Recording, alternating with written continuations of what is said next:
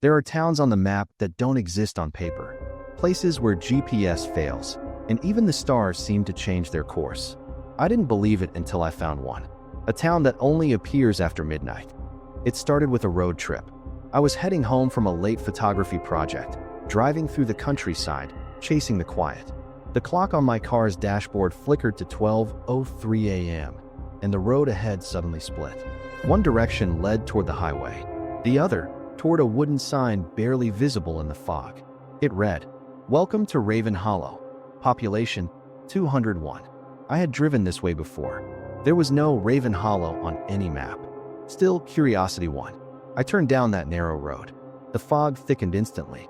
My radio began to crackle, a voice whispering through static. It wasn't music. It was a woman's voice saying, "Don't stop. Whatever you do, don't stop." When I entered Raven Hollow, everything looked frozen in time. Old wooden houses lined the street, their windows glowing faintly. But not from electricity, from candlelight. A clock tower stood in the distance, its hand stuck at 12 o'clock, unmoving. I parked my car near a diner that read, "Midnight Meals, open always." The sign flickered in red neon. Inside, the diner was clean, too clean. Fresh pies on the counter, coffee steaming, but no one there. Then, the bell above the door jingled behind me. I turned, expecting someone, but the door never opened. Narrator, tense. That's when I saw her reflection.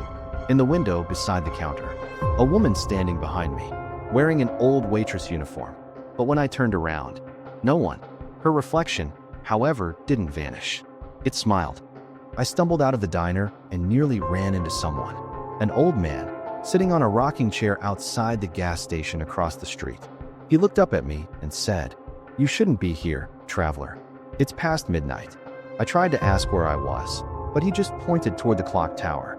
"When it strikes again, you'll understand." His eyes were pale, almost silver. I looked back for just a second, and when I turned again, he was gone. The chair was still rocking. The fog was thicker now, and the street seemed to loop.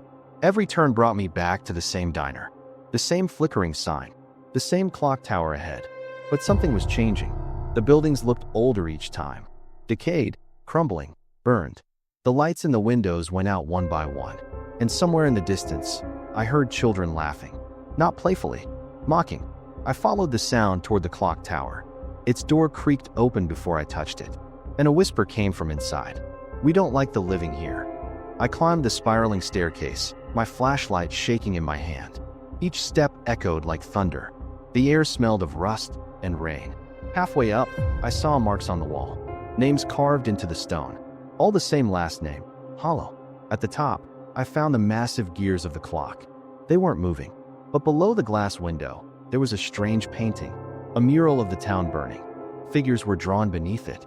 Men, women, children, their eyes blacked out with ash. In the center, a phrase was scratched. "Time died here."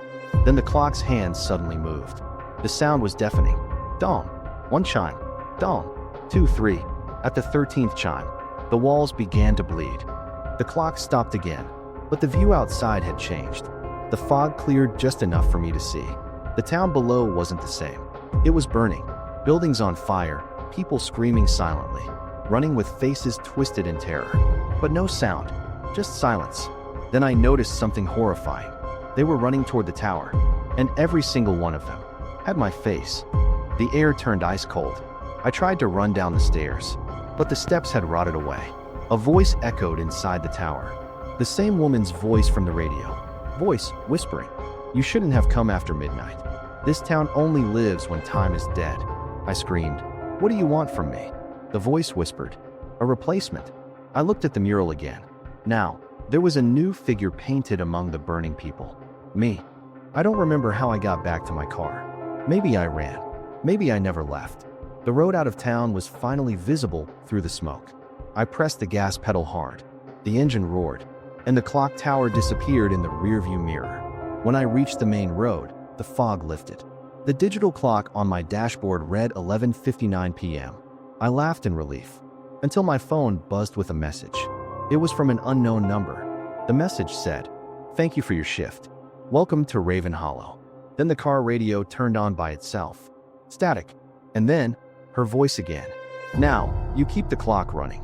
The next morning, a truck driver found an abandoned car parked on the side of the road near the old forest route. The engine was running, headlights still on, but no driver inside. Only a camera on the passenger seat, recording an empty stretch of foggy road. When the police reviewed the footage, they said the last frame showed something impossible. A town appearing in the distance for 1 second before vanishing. The timestamp? 12 a.m. Exactly.